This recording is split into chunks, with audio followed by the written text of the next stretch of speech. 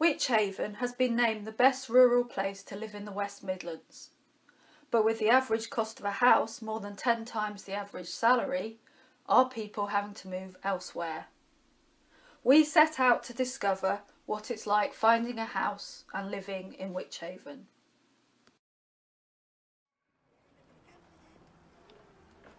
We're currently with Fortis Housing.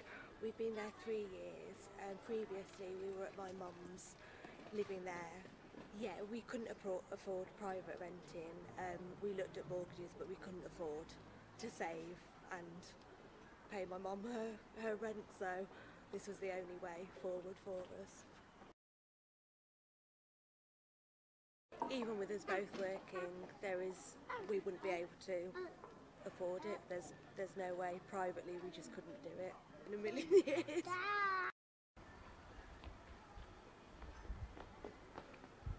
Well, I like it because we've only got a few houses, and I think there's about 20 at the most. Everybody knows, we all know each other. I just like the environment. It's handy to Droitwich, it's a mile away, and yet we're in the country. Yeah, I'm surprised it's that high, yes. So what you're saying is you've got to earn 58,000 before you can get a mortgage?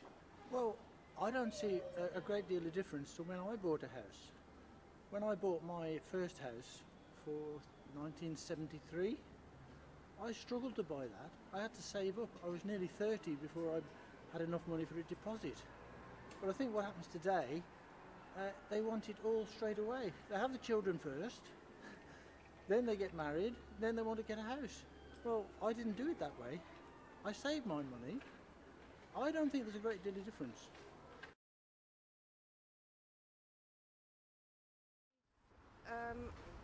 Been housed through Fortis and previously rooftop housing.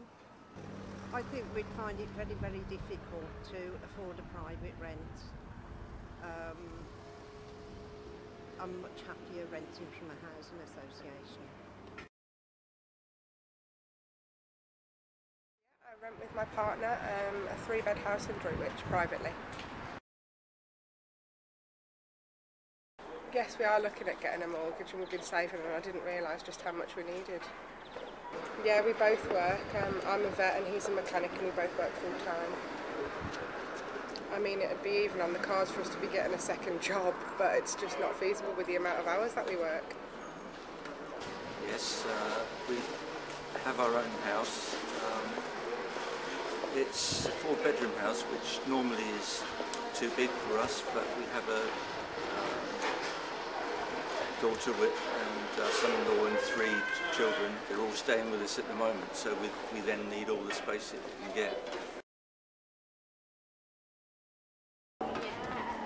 Well, living in a village which seems to be ever growing and moving towards Evesham, I think we've had enough houses built, but maybe the wrong sort.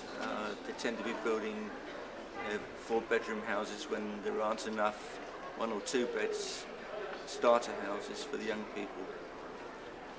She did, but only because her grandparents gave her the deposit for her first house. If she was a student now, she would be landed with a huge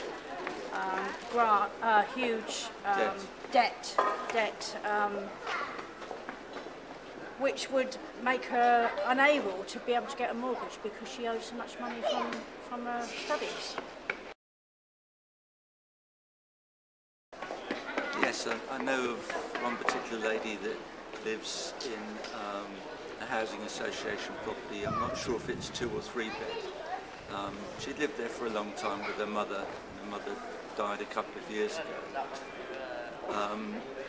The housing association would like to have moved her out to a smaller property, and so would she, because she was having to pay the bedroom tax.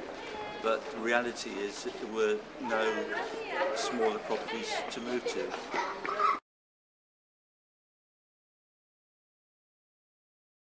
Yeah, it's just myself, my husband and my daughter, and we live in a 3-bed shared ownership.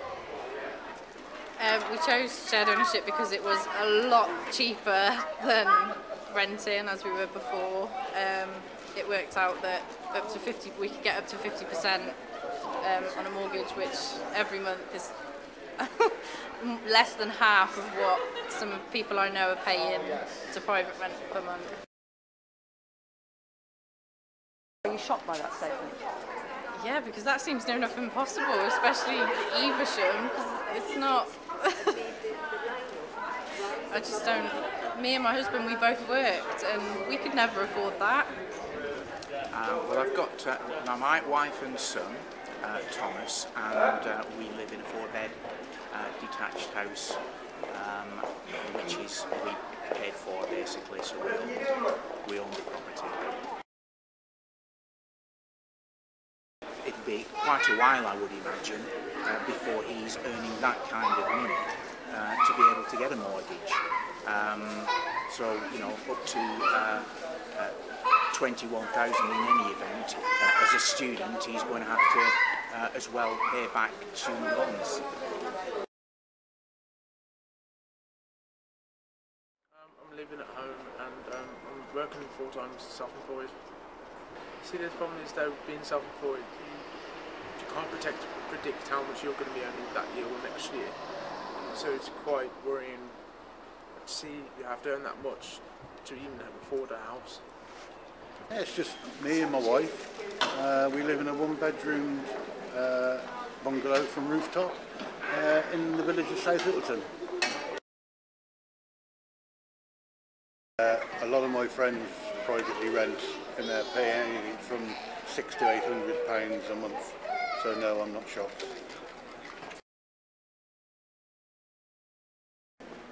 Yeah, I can believe that because it's a lovely place to live in the Vale. We're very lucky we've got the Vale and we've got the Cotswold Hills and the Malverns all around us within easy reach. So yeah, I can believe that, definitely.